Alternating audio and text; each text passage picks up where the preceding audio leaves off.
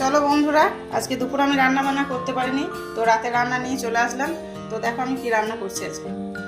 তো আজকে রান্না হবে এই যে ডিম দিয়ে, পেঁপে দিয়ে, পটল দিয়ে, আলু দিয়ে ডিমের ঝোল হবে। তো চলো তোমরা রান্নাটা দেখতে থাকো। ডিম, আলু আর পেঁপে তার একটু সিদ্ধ করে নেবে এটা। তো চলো, আমাদের ডিম সিদ্ধ হয়ে গেছে, ডিম আলু পেঁপে সিদ্ধ হয়ে গেছে। এবার রান্নায় তো প্রথমে কড়াইয়ে তেল দিয়ে দিলাম। তো তেল গরম হয়ে গেছে, পটলটা তেলের মধ্যে দিয়ে দেবো।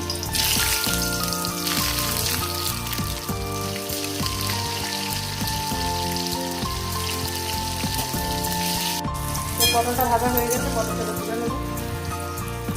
একই তেলে ডিমটা দিয়ে দেবো।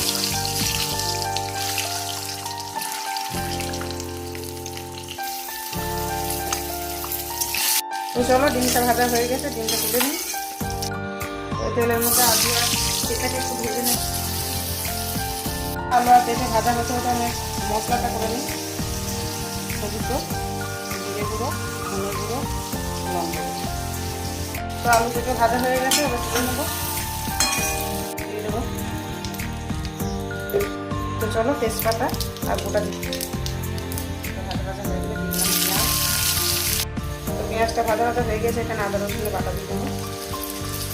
আদা রসুন ভাজা হয়ে গেছে, এবার দিয়ে দিলাম মশলাটা করে রাখা মশলাটা। এবার জলটা দিয়ে দিলাম, টমেটো, চিনি, অল্প